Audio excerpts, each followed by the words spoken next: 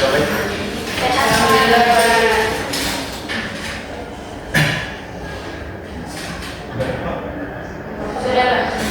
Baik, sebelum kita ke materi kita pada hari ini, marilah kita berdoa menurut agama dan kepercayaan kita masing-masing.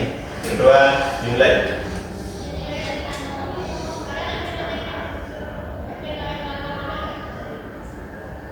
Berdoa selesai. Baik. Untuk selanjutnya yang tidak hadir, apakah ada yang tidak hadir? Kalau ada. Untuk Petra? Hadir Pak. Tasya? Hadir Pak. Tari? Enggak ada Tari. Izin Pak. Oh izin. Iya. Aila? Hadir Pak. Untuk Femia? Hadir Pak. Untuk Desi? Hadir Pak. Untuk Linda? Saya Pak. Untuk Agnia? Ya, Pak. Ada semua. Baik. Di sini kita akan masuk ke materi awal kedatangan bangsa Eropa ke Nusantara. Di sini apakah sudah tahu itu apa bangsa Eropa yang pernah datang ke Nusantara? Ada yang tahu nggak? Negara-negaranya? Portugis, Spanyol, Belanda, Inggris. Baik, itu sudah kenal ya. Ada 4 bangsa Eropa yang pernah datang ke Indonesia. Ada yang umumnya itu Nusantara. Baik, untuk di sini yaitu tujuan pembelajaran kita pada hari ini yaitu peserta didik mampu untuk menjelaskan latar belakang dari penjelajahan Samudra. Itu yang kedua yaitu faktor pendorong kedatangan bangsa Eropa ke Nusantara. Itu yang ketiga yaitu mengetahui dampak dari kedatangan bangsa Eropa ke Nusantara. Dan yang terakhir yaitu kemampuan berpikir kritis dalam menganalisis peristiwa. Baik, untuk latar belakangnya penjelajahan Samudra ke Nusantara yaitu kemajuan teknologi pelayaran. Jadi anak-anak, dulu itu awal kedatangan bangsa Eropa ke Nusantara itu dipengaruhi oleh teknologi pelayaran. Ada di sini yang tahu apa yang termasuk ke dalam teknologi pelayaran? Navigasi. Navigasi? Gak ada lagi. Jadi anak-anak, teknologi pelayaran itu ada banyak seperti peta, kompas, yang disebutkan zamannya tadi itu juga termasuk navigasi. Untuk yang kedua yaitu tertutupnya kota Konstantinopel pada tahun 1453. Jadi kota Konstantinopel ini adalah dulunya itu kota perdagangan yang terletak di negara Turki Utsmani, yang dulunya itu berada di bawah kerajaan Turki Utsmania, yang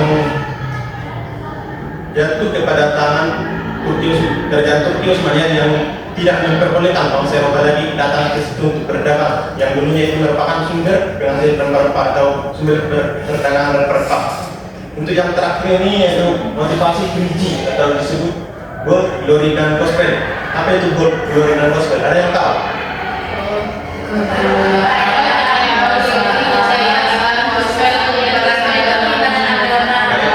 Baik, anak-anak itu sudah sangat bagus ya. Jadi gold itu yaitu kekayaan, glory itu kejayaan, dan gospel itu penyebaran misi agama yaitu Kristen dan Katolik.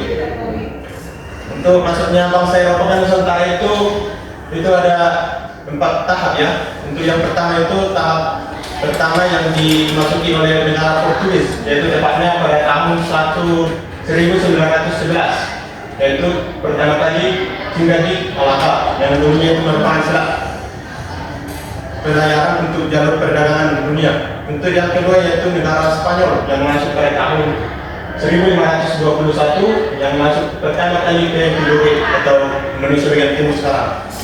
Itu yang ketiga yaitu Belanda, yaitu tiba di Banten pada tahun 1596. Jadi yang terakhir yaitu Inggris pada tahun 1811 yang pertama kali mendarat di Batavia atau sekarang disebut Jakarta. Baik anak-anak, selanjutnya faktor pendorong kedatangan bangsa Eropa ke Indonesia.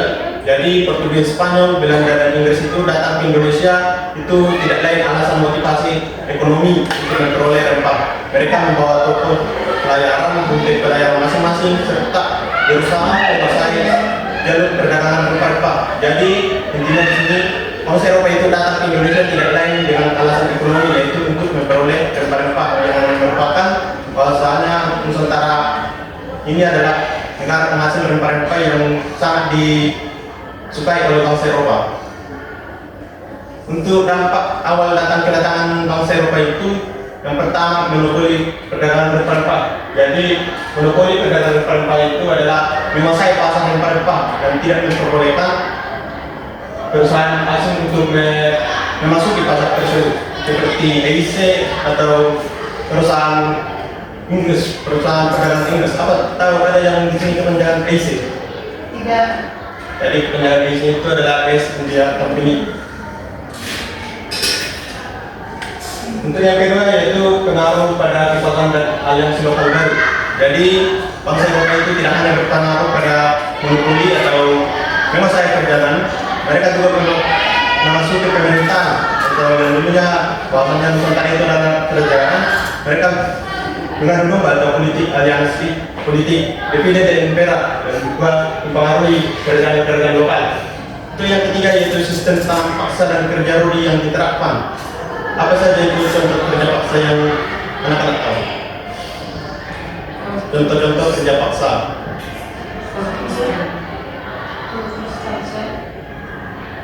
Jadi anak-anak contoh-contoh kerja paksa itu seperti pembangunan jalan, menanam tanaman yang disukai oleh bangsa Eropa.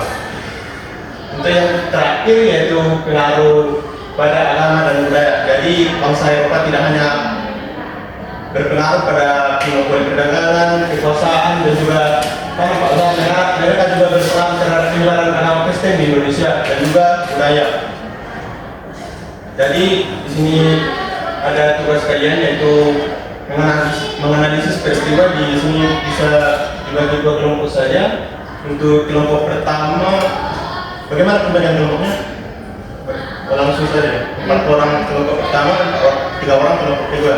Untuk kelompok pertama yaitu membahas hubungan kedatangan bangsa Eropa dengan munculnya kolonialisme di Indonesia.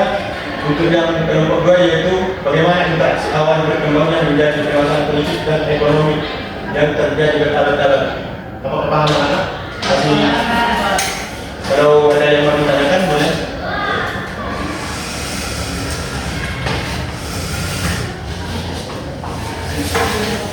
Silakan dilanjut kelompoknya masing-masing.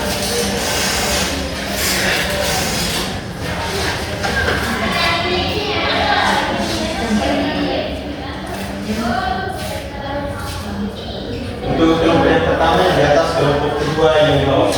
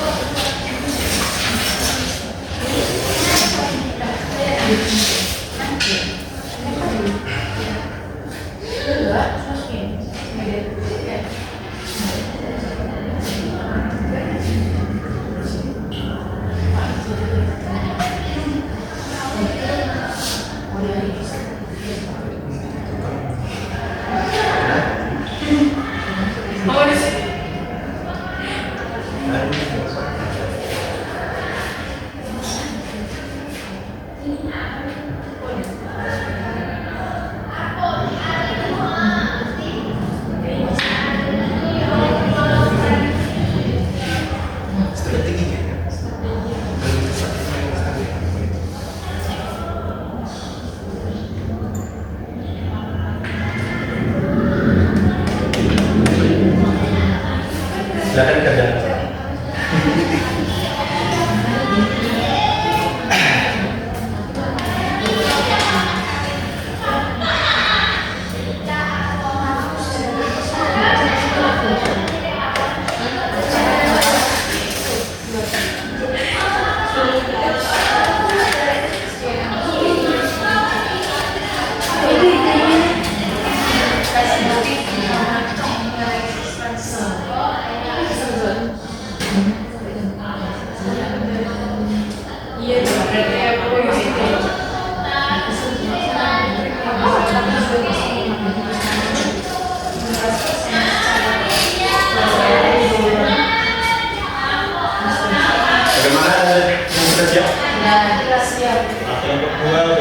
Bagaimana kelompok satu sudah siap? Sudah. Baik, kepada siapa dulu? Baik, kepada kelompok dua, silakan untuk maju presentasi tanggal diskusinya. Kelompok satu, silakan.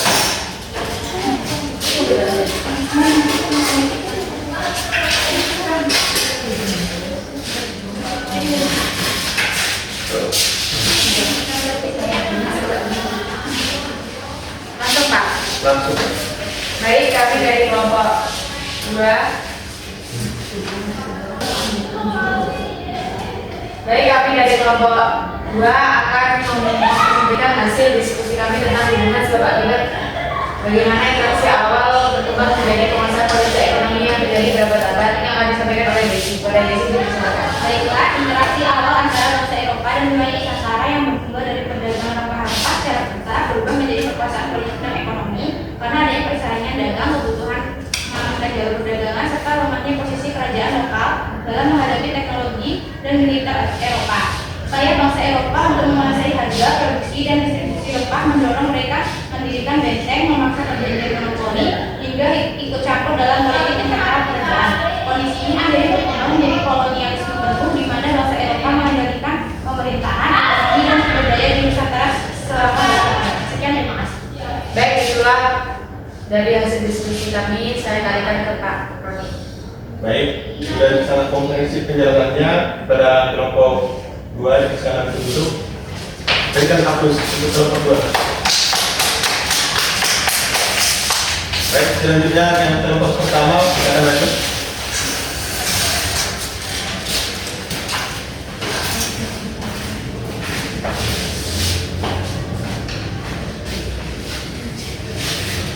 Baik, terima kasih.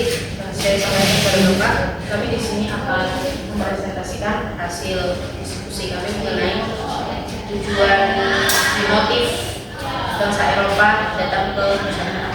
Tujuannya adalah untuk menghubungkan motif serta metode kedatangan bangsa Eropa seperti pencarian rempah-rempah, emas, penyebaran agama dengan perkembangan sistem kolonialisme yang terus menyebar di Indonesia.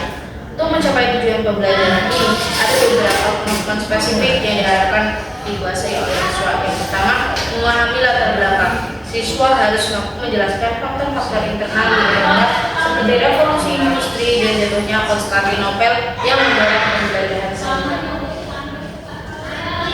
Yang kedua, identifikasi motif. Siswa diharapkan dapat menguraikan penerapan konsep 3G, yaitu birth, glory, dan gospel sebagai tujuan awal kedatangan bangsa Eropa di Indonesia. Yang ketiga, menganalisis transisi. Siswa perlu mengidentifikasi titik balik ketika hubungan dagang yang setara berubah menjadi keinginan untuk menguasai sumber daya dan wilayah melalui pembentukan VOC. Baiklah, selanjutnya yaitu dampaknya, yaitu siswa harus mampu menguraikan bagaimana motif awal tersebut berkembang menjadi sistem eksploitasi politik, ekonomi, dan sosial yang menjadi ciri khas kolonialisme seperti sistem kasta atau kultur berasal. Jadi secara keseluruhan siswa diharapkan dapat menunjukkan bahwa kolonialisme bukanlah hasil kebetulan, melainkan hasil logis dari ambisi ekonomi dan politik yang dibawa oleh bangsa Eropa sejak awal kedatangan mereka di Nusantara. Sekian, terima kasih. Itu saja, Pak. Baik, terima kasih pada kelompok 1. Penjelasannya juga sudah cukup jelas dan komprehensif. Silakan dikali upload untuk kelompok 1.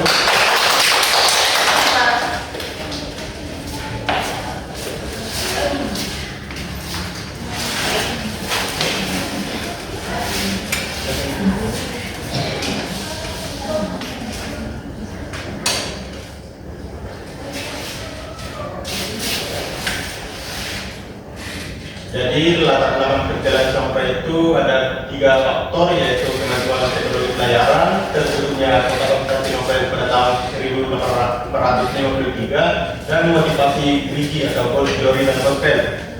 Maksudnya bangsa Eropa ke Nusantara itu ada 4 tahap atau periode. Yang pertama tahap 1511, yaitu Portugis masuk ke Melaka.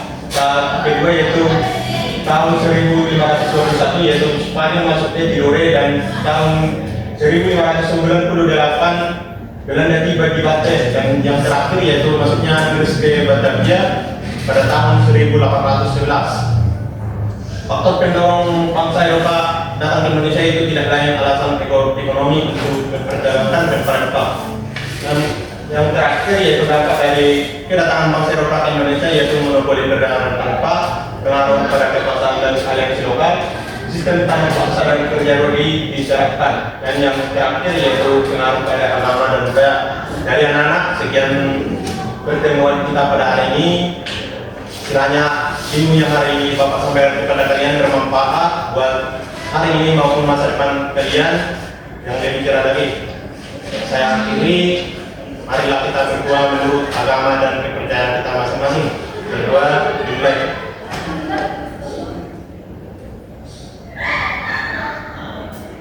Berdoa selesai. Baik anak-anak, Bapak cukupkan pertemuan hari ini. Kita akan berjumpa di minggu selanjutnya. Selamat pagi.